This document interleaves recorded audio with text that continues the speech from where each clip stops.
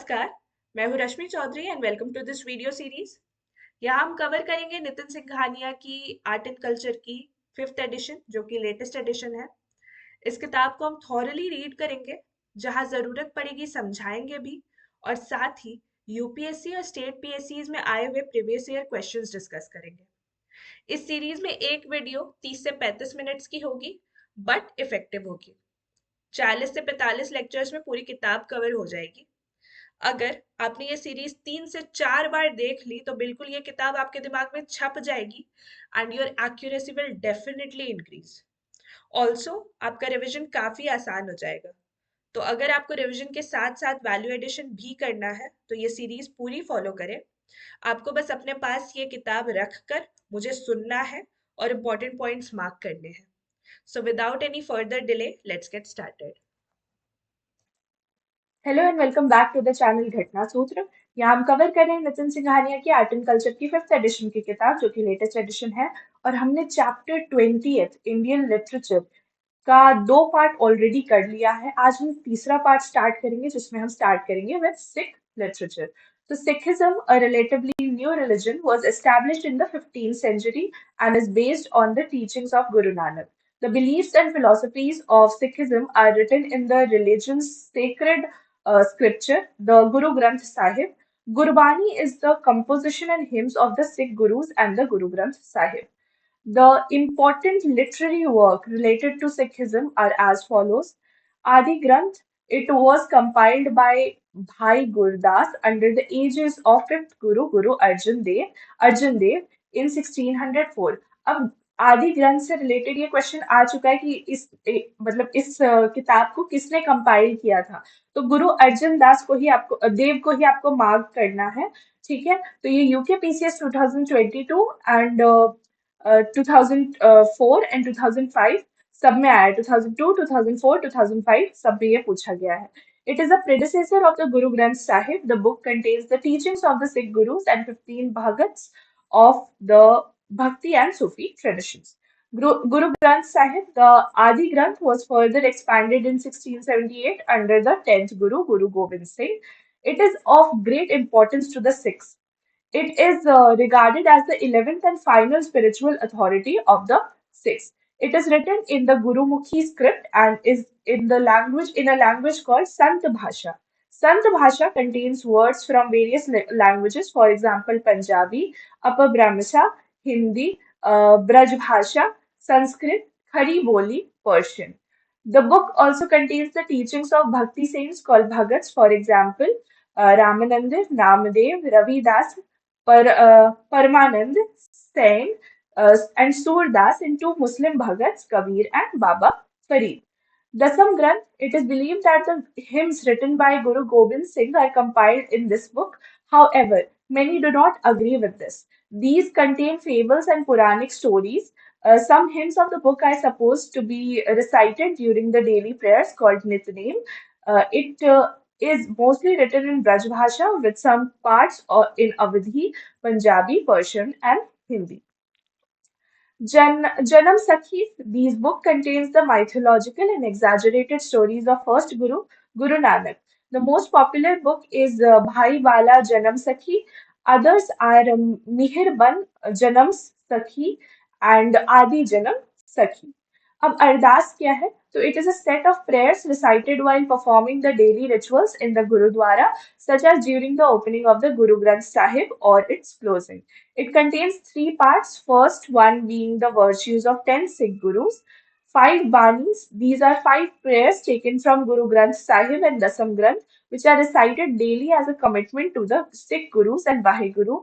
The 5 Banis are Japji Sahib, Jap Sahib, and Tav Prasad Saye for morning rituals. Benti Chopai and Anand Sahib for evening recitals. Next is Dravidian literature. This section comprises literature in 4 major Dravidian languages: Tamil, Kannada, Telugu, and Malayalam. एक-एक करके पढ़ेंगे. Amongst these 4 languages, Tamil is supposed to be the oldest and is supposedly very close to Sanskrit, especially in terms of grammar and borrowing of words. The most famous literature in Tamil is Sangam literature. Tamil Sangam literature. Sangam means fraternity, and this literature was very popular amongst the masses.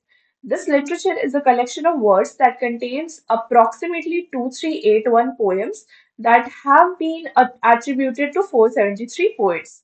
There is also a corpus of literature written by 102 poets who remain anonymous. It is the earliest known literature of South India.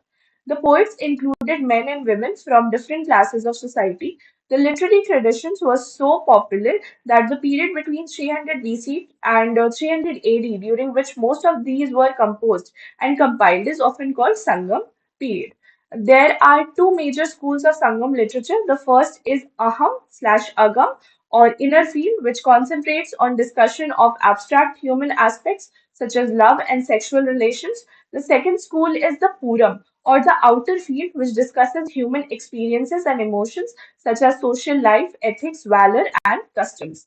This literature bears the name Sangam because the Pandya kingdom organized assemblies where poets, bards, and writers joined from various parts of South India gathered, and these assemblies were called Sangamas. The literature produced during the duration of these assemblies was called Sangam literature. There were three Sangams organized over a period of 600 to 700 years. However, the conclusive historical accounts of the first two Sangams are not available. The first and the second Sangams are considered legends and myths by many scholars. अब बात करेंगे उन्हीं संगम्स के बारे में तो first और head kingdom Pandya place organise कहाँ ऑर्गेनाइज हुआ था मदुरई चेयरमैन कौन थे अगस्त्य और Shiva no book has survived used Agastiyam as grammar second और मिडिल पांड्या के किंगडम के अंदर में ही हुआ था कपतपुरम प्लेस जहाँ पे ऑर्गेनाइज किया गया था वो था initially it was Agastya and then his disciple Tolkappiyar took over. Around 2000 poems were collected and compiled into Tolkappiyam. Tolkappiyam is a textbook of Tamil grammar. अब ये direct question यही same statement आया हुआ है UPPCS 2014 में प्लीज ध्यान रखें giving the inflection and the syntax of words and sentences, and it also includes the classification of habitats, animals, plants, and human beings. Third की अगर हम बात करें तो किंगडम पांड्या ही मदुरई में ही ऑर्गेनाइज हुआ था फर्स्ट की तरह और नकीरात ये इसके चेयरमैन थे most of the existing corpus of Sangam literature was written during this period अभी हम जितनी पढ़ेंगे सारे इस पीरियड में ऑर्गेनाइज किए गए थे it is also interesting to note that Sangam literature, around 30,000 lines of poetry, have been arranged in eight anthologies called Ittu Kai. The very famous and revered Tamil saint Thiruvalluvar contributed the Thirukular to Sangam literature. It has now been translated into several languages and is divided into three parts which discuss the epics, polity, governance, and love. Another famous female saint who contributed to Sangam literature is Avaiyar. Other female poets of Sangam period were Nachelaiyar, Kakkai Pajiniyar, who contributed to Tamil literature. Apart from Sangam literature, there are many other well-known texts written in Tamil. सबसे पहले the Tolkappiyam was written to elaborate on the nuances of Tamil grammar and poetry. अब ये question पूछा गया है UPPCS 1997 and JPSC 2023 में very recently so please ध्यान रखिए तमिल ग्रामर से रिलेटेड ये टेक्स्ट है like the twin Sanskrit epics, the Ramayana and the Mahabharata, even Tamil has two major texts written in 5th to 6th century AD, that is Sila Padikaran, Tale of Anklet, which was written by Ilango Adigal, and Mani Mekalai, the story of Mani Mekalai, written by Satanar. These texts focus on Tamil society and the economic and political changes it was experiencing. अब पढ़ेंगे एक एक करके तो तोलका PM के बारे में अगर हम पढ़े तो it is acknowledged as the earliest surviving Tamil literary work and was written by Tolkappiyar, one of the 12 disciples of Saint Augustine. It is a work on grammar of spoken and written language Tamil. It talks about twofold walks of life, the Aham or Agam and Puram. It also deals with cultural history and geographical studies of ancient Tamil land. Silapadikaran important है. The earliest Tamil epic Palm Leaf Manuscript is a tragic love story. अब ये किस theme पे बना हुआ है ये पूछा गया था यूपीपीसीएस 2014 में. तो it is a love story which involves the ordinary couple Kannaki and her husband Kovalan and Kovalan's later love Madhavi. The couple is caught up with universal questions and internal and emotional war. Silapadikaran literally means the tail of an anklet, as the anklet belongs to Kannaki, plays a vital role in the story. It revolves around Kannaki, who, having lost her husband to a miscarriage of justice at the court of King Pandyan dynasty, wreaks her revenge on his kingdom. The river Kaveri, sun, moon, and the city of Puhar are praised by author Ilango. अब सिलापद्दीकरण किसने लिखा है? तो इलांगो ने लिखा है. ये question भी यूपीपीसीएस 2002 में आ चुका है. प्लीज ध्यान रखिए इसका. बहुत इंपॉर्टेंट है ये text. Ilango Adigal in the in this Tamil epic written around 5th to 6th century, it is believed to have Jan elements. ठीक है. अब बात करेंगे मनी मेकलाई के बारे में. तो it is again a Tamil epic composed by Satyanar, probably around 6th century. It is an entire love story. अब ये लव स्टोरी नहीं है, एंटायर लव स्टोरी. इसके भी थीम के बारे में यूपीपीसीएस 2014 में पूछा गया है. A sequel of the love story in the earliest Tamil epic. It describes the story of Manimekalai, the beautiful daughter of Kovalan and Madhavi. She was a nun of Mahayana Buddhism. The text is believed to have Buddhist elements. तो सिलापद्दीकरण में आपको Jain elements मिलते हैं, मणिमेखलाई में Buddhist elements मिलते हैं. Sangam period cultural practices. Some of the important cultural practices during Sangam period were hereditary monarchy was the form of government during the Sangam period. The imperial court was known as Avai. ठीक है, ये terms important होते हैं. Silapadikaran referred to the two types of council, A. Perun Kulu and N. Perayam. ठीक है, A. Perun Kulu or the council of 5 members was the council of ministers. Terminology is important है. N. Perayam or the Great Assembly Perayam consists of 8 members, government officers. Patti Napalai refers to the custom officials employed in the seaport of Puhar. Tolkapiyam referred to the fivefold division of land based on the occupations of the people living in these lands, that is Kurinji, hunting and a honey collection, Mullai, cattle rearing, Marudam, agriculture, Nadal, fishing and salt manufacturing, Palai, robbery. 4 different castes have been mentioned in Tolkapiyam, that is Arasar, the ruling class, Anthanars, related to Sangam polity and religion, Vanigars carried on trade and commerce, and Velalas, agriculturalists. The primary deity of Sangam period was Sion or Murugan. ठीक है. Bards in royal courts were called Panar and Viralier, who were skilled in folk songs and folk dances. Dancing was performed by Kanni Gayyar Kuthu. Folk art or informal dance was the most popular entertainment of the people. Vatai Ki Rutal was a Tamil ritual of fasting till death during the Sangam age. The Tamil kings were prepared to meet their death facing north to save their honor and prestige, and they would never turn their backs in the battle after defeat. The port city of Puhar became a center of foreign trade. अब हम start करेंगे भक्ति literature के बारे में. उससे पहले हम डिस्कस कर लेते हैं क्वेश्चन जो कि आप पढ़ने के बाद आंसर कर पाएंगे होपफुली. तो सीएसई मेंस 2021 का क्वेश्चन है जिसमें पूछा गया था evaluate the nature of the bhakti literature and its contribution to Indian culture. अब हम पढ़ेंगे इसके बारे में तो होपफुली आप ये आंसर कर पाएंगे. Please practice this question. पढ़ते हैं भक्ति literature. The final turn came during the early medieval period when Vaishnava Bhakti sentiments began to color Tamil literature. Texts composed between 7th and 12th century were highly devotional in nature. The Tamil-speaking regions, the 12 alvars or saint poets were who were immersed in the devotion of Vishnu or his avatar Krishna, wrote several texts. One of the alvar saints was a woman called Andal. Another important bhakti group was the Nayanars, or those who sang the praises of Shaivism. Besides these, in Tamil writings, two great literary works, Periya Puranam and Kamba Ramayanam, also known as Ramavataram, were very popular and were developed during the Chola period. Kambar wrote this epic with the patronage of Thiruvenai, Nallur, Sadayappa, Valal, Pannai Kula chieftain in gratitude to his patron. Kambar references his name once in every 1,000 verses. Next is Thayu Manavar.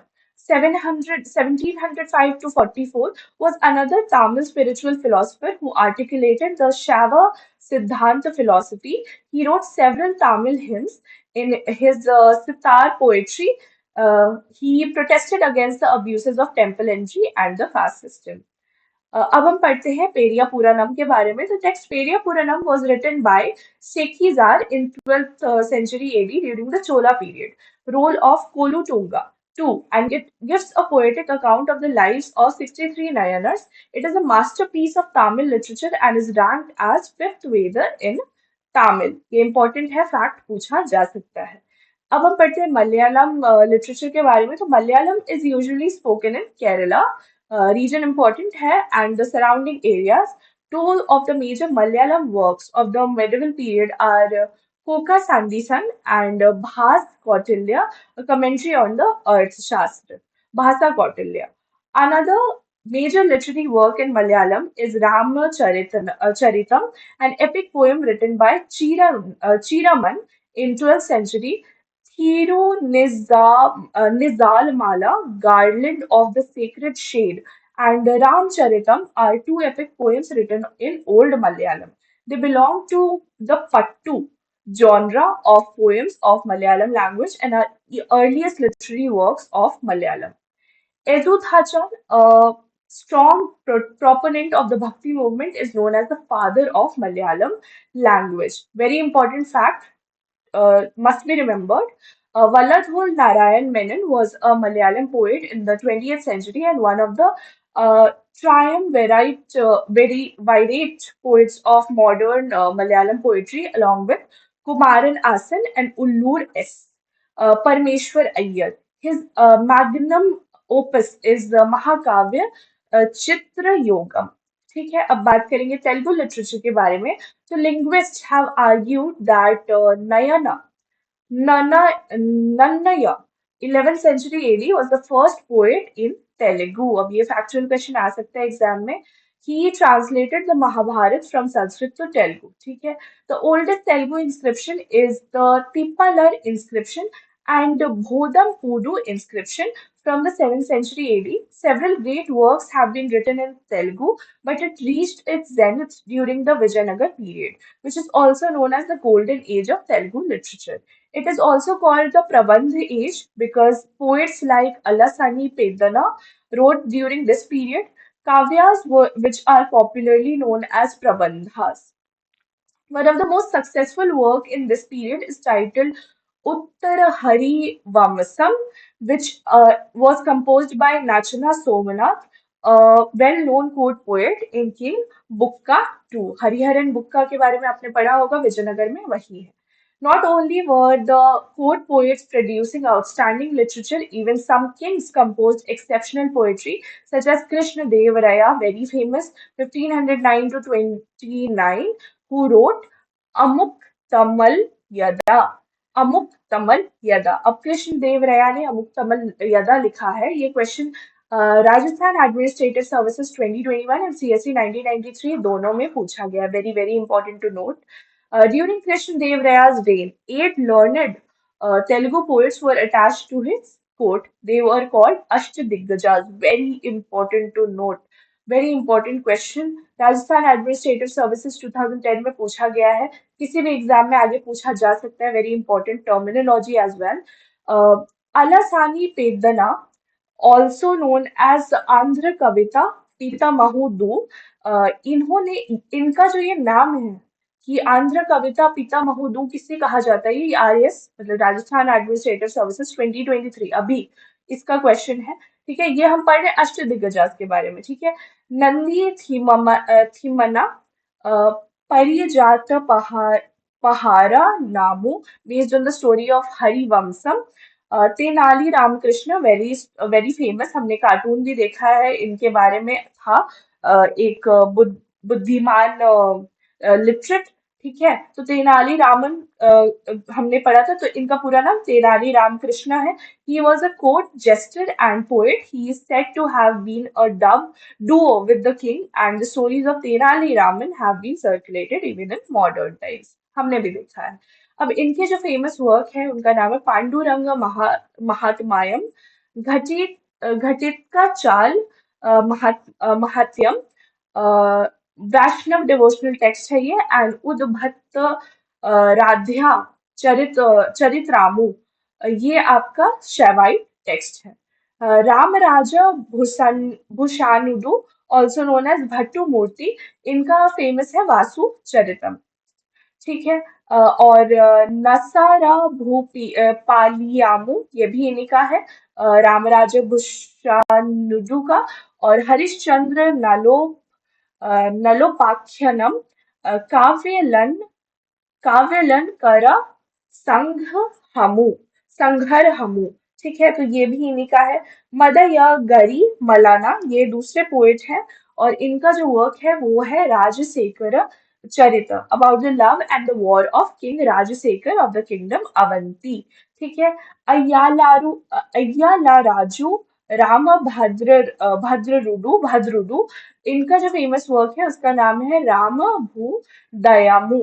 पिंगल सुराना, राघव पांडवियम, ये इनका काम है, describing both Ramayana and Mahabharata, and Kala Purnodayam, first original poetic novel in Telugu. ठीक है, यहाँ पे एक question आया हुआ है सीएसई मेंस 2016 में, जिसमें पूछा गया कि कृष्ण देव Raya the king of Vijayanagara was not only an accomplished scholar but also a great patron of learning and literature. Discuss. तो अभी हम इस टेबल को पढ़ने के बाद होपफुली इस आंसर को अच्छे से आंसर कर पाएंगे, क्वेश्चन को अच्छे से आंसर कर पाएंगे, तो please try this question.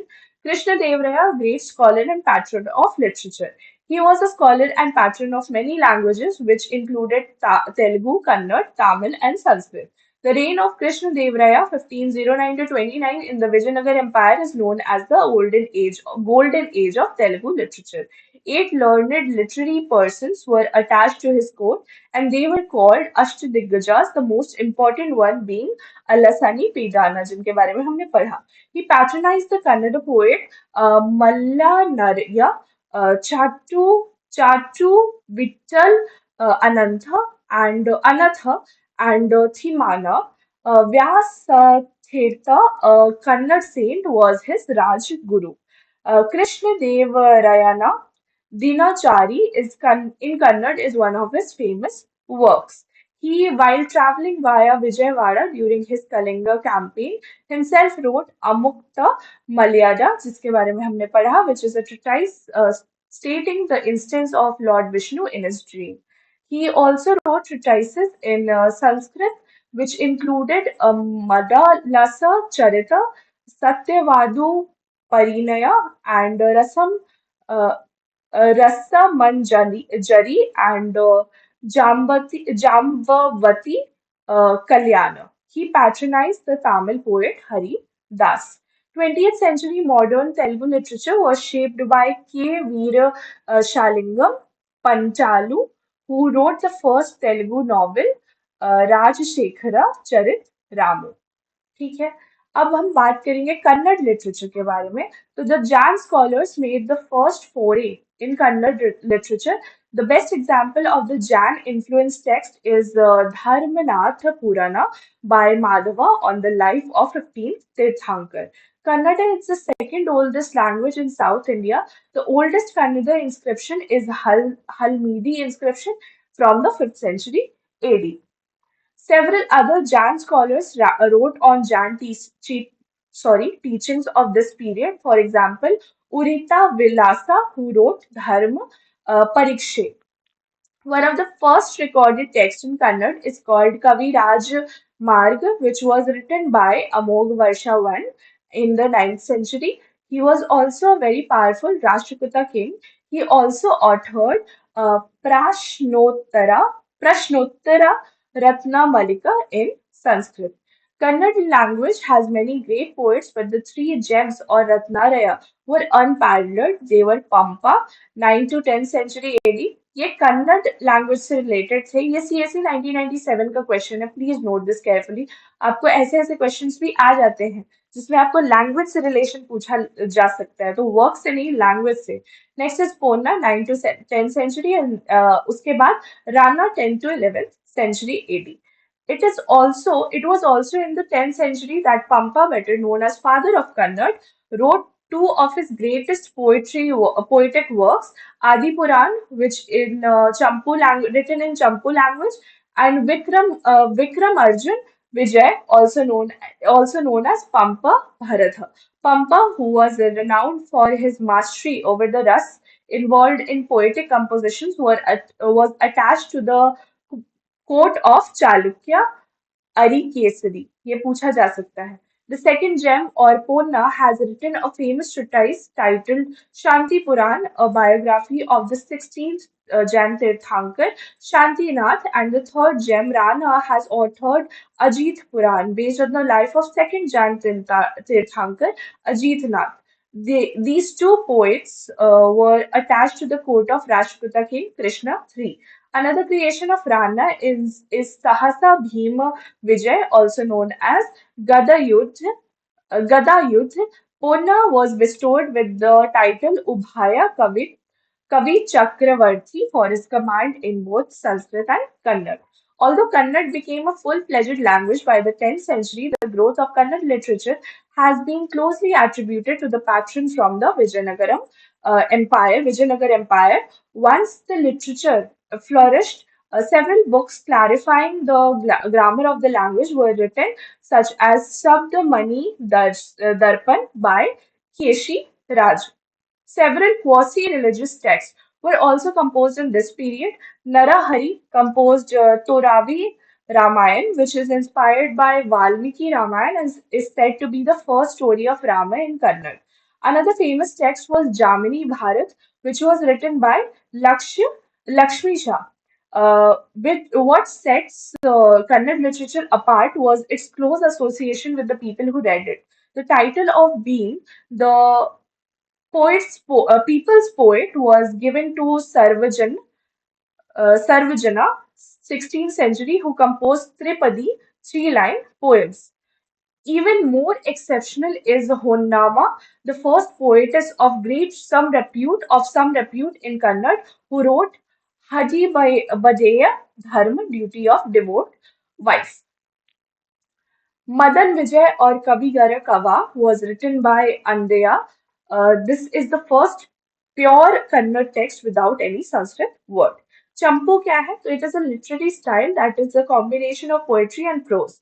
The style of genre has been used in Telugu, Odia, and Kannada as well as in Sanskrit literature. अब हम आते हैं medieval literature में, ठीक है? Several different trends emerged in the medieval period which affected the languages and dialects that emerged. The major change was the emergence of Persian as the writing language of the Delhi Sultanate and Mughal courts. This period also saw the development of Hindi from the ancient Upper Brahmasa language, which was further derived from Prakrit. Upper Brahmasa से related एक question, early form of some of the modern Indian languages. ये statement पूछा गया था CSE 1996 में. Please note this. Persian, although the roots of the Persian language are as old as Sanskrit, it came to India with the coming of Turks and Mongols in the 12th century. It is during their rule that Persian became the mode of communication of the court. One of the finest Persian poets is Amir Khusro Dehlavi in the 12th to 13th century. Apart from Divan, collection of poetry in Persian, he also wrote Nuh Sifir and Duval Rani Khizr Khan, which is a tragic love poem. In the Delhi Sultanate, very very important, please be careful. यहाँ पे एक mark लगाया है, इसका मतलब ये है कि ये सब questions बार बार आए हैं. In Delhi Sultanate, multiple texts were written in Persian. Most of them were concerned with creating histories of the ruler. Ziauddin Barani, very important. Ziauddin Barani is amongst the top historians of the period. He wrote Tarikh-e Fizur Shahi, फतवा जहानदारी। अब ये question दोनों से related, ज्यादा तारीख फिजूल शाही से related. UPPCS 2013, 1997, 2019, MPPCS 2019 सब में आ चुका है। Very very important. Another famous historian was Minhaji Siraj. There are several travel accounts written by travelers that explain the socio-political scenario of the period, such as those by the famous Moroccan traveler Ibn Battuta. अब मिनाजी सिराज ने लिखा था एक तबकत ई नासिरी। ठीक है, UPPC 2009, 2019, 2013, 1997, BPSC 2008 सब में ये क्वेश्चन पूछा जा चुका है। Please note this down, Tabaqat i Nasiri.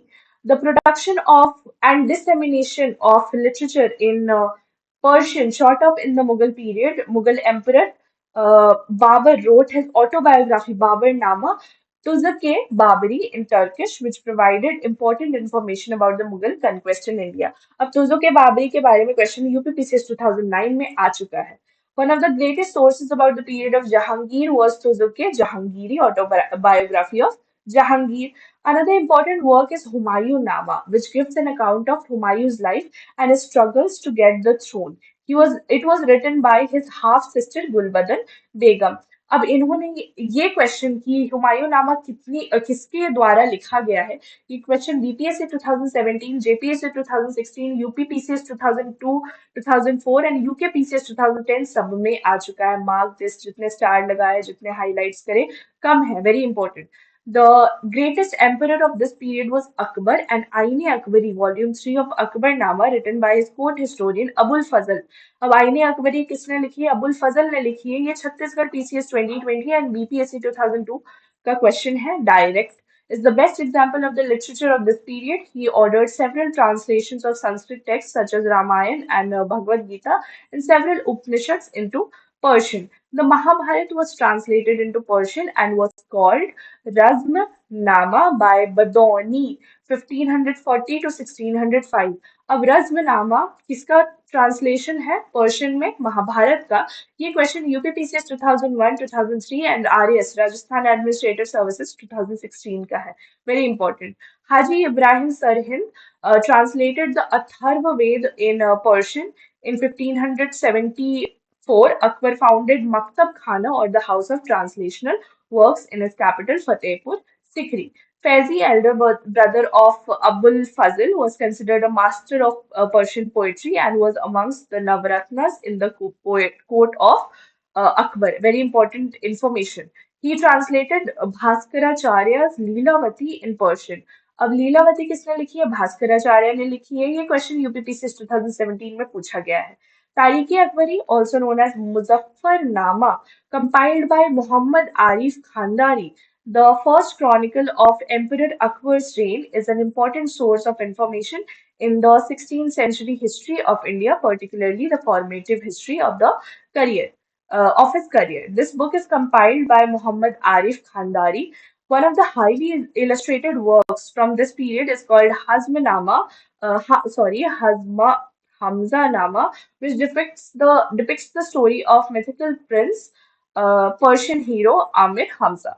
Malik Muhammad Jayasi composed his Padmavat in 1540 AD.